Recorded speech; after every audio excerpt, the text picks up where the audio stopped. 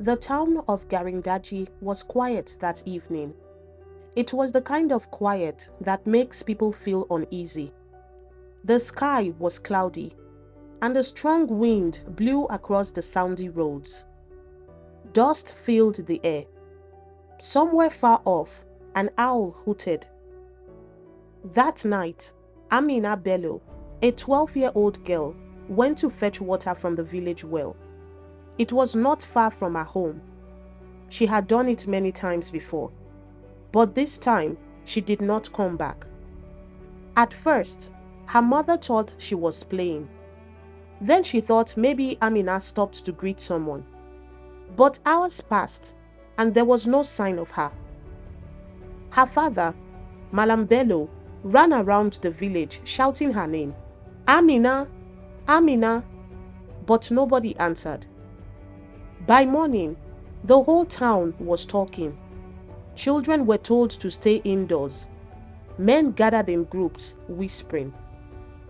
Some people said maybe wild animals took her. Others said maybe she ran away. But her mother, Hadiza, said no. "My daughter would never run away," she cried. "Something is wrong. Something is not normal." The emir of Garindaji called a meeting. He was an old man with a long beard and a kind face. He stood in front of the people and said, "We must find Amina. This town must not sleep until she is found. God is watching us." Men searched the forests. They searched the rivers. They searched empty houses, but they found nothing. Then something strange happened. Some villagers said the well, the same one Amina went to, was now making strange sounds. They said they could hear whispering at night, but when they get close, it stopped. A few days later, a young man named Kabiru spoke up. He was from the south, posted to Garindaji for NYSC. Kabiru was calm but serious. "I saw her in my dream," he said. "She was crying. She pointed to a house with no roof. She kept saying a name, Bakandamiya, Bakandamiya, over and over again. Nobody in Garindaji knew that word.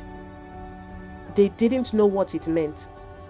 But an old woman, Hajiya Zara, who rarely talked to anyone, looked up slowly and said, that name had not been spoken in 50 years. And then she walked away. The people were confused. Who is Bakandamiya? Where is the house with no roof? What happened to Amina? The mystery had begun. From Lago streets to Accra rain, we bring the beat, we feel the pain. Storyline, hear us sing, where African songs come to life again. A tale in every melody, a past that walks beside the beat. Grandma's tears, a warrior's roar. Our roots go deep, we're made of more.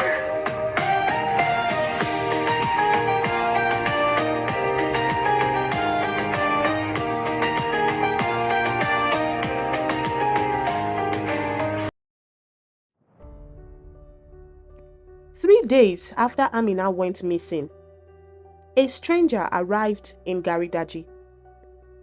He came on a dusty motorbike just before sunset. His clothes were worn, his shoes dusty, and he had a smell, and also a small black bag on his back. His face was covered with a scarf, and he wore dark glasses. Nobody knew where he came from, but he rode straight into the village and stopped at a small guest house near the market.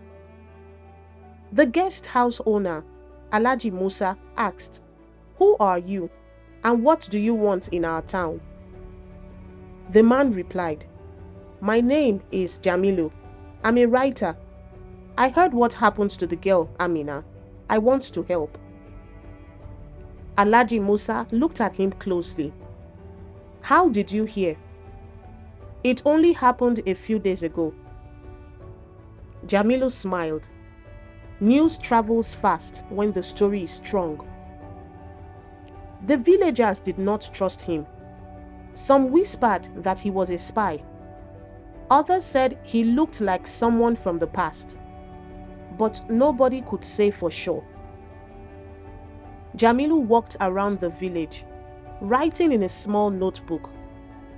He talked to people, asked questions, and even visited the well where Amina disappeared. He stood there for a long time listening. That night, he had a dream. In the dream, he saw Amina too, just like Kabiru had. She was standing in the rain, shivering, pointing at the same house with no roof.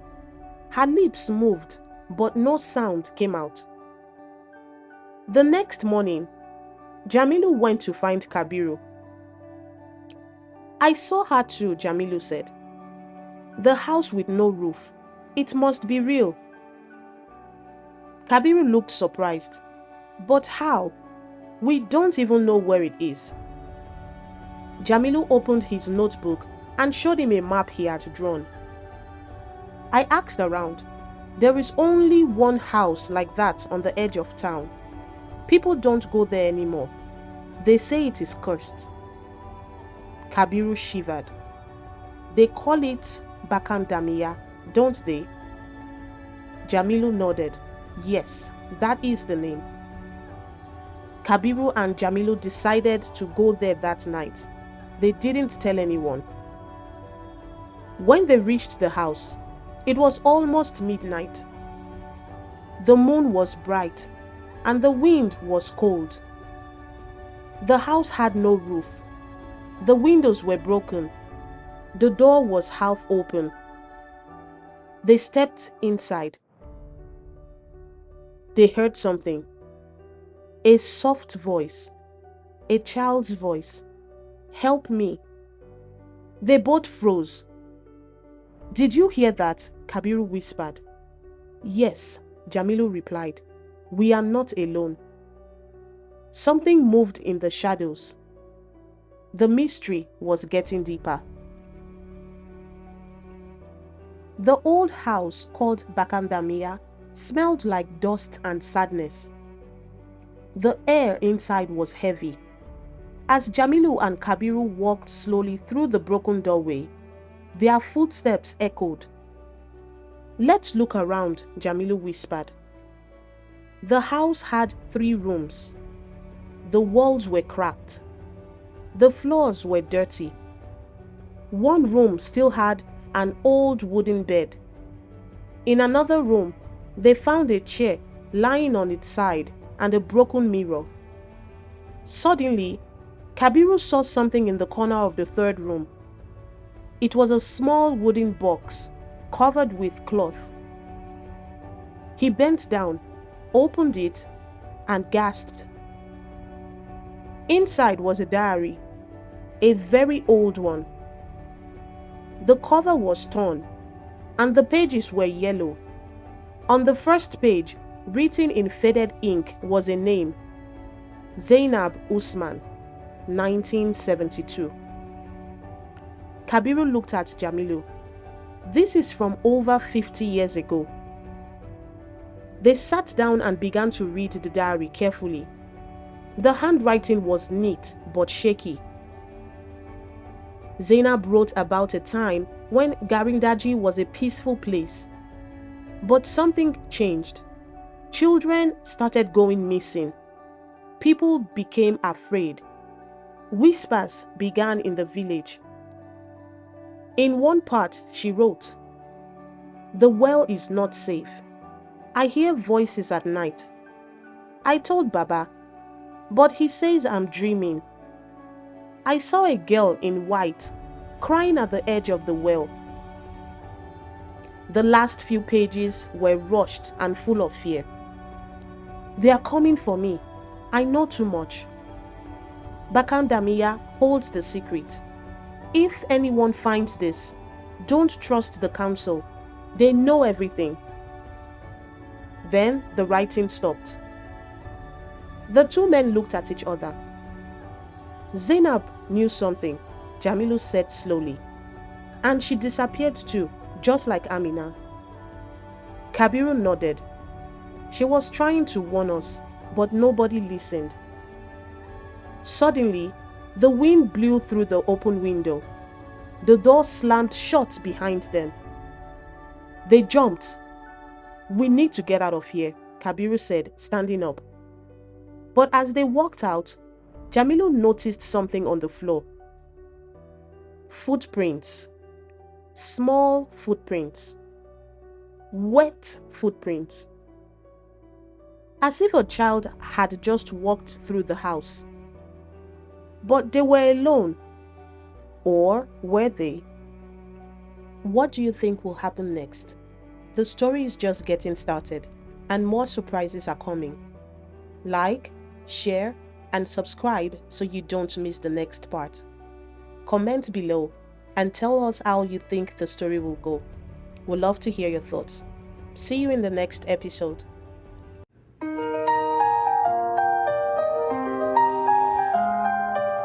From the village drum to the city light, we sing our truth, we dance our fight. Every story, every name carries a rhythm, heart, and flame. This is where the song begins. Voices rise like desert winds. From Lago streets to Accra rain, we bring the beat, we feel the pain. Storyline, hear us sing, where African songs come to life again. A tale in every melody, a past that walks beside the beat. Grandma's tears, a warrior's roar. Our roots go deep, we're made of more.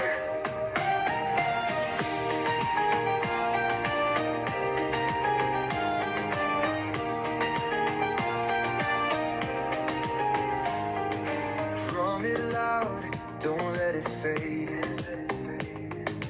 We're the stories our fathers made.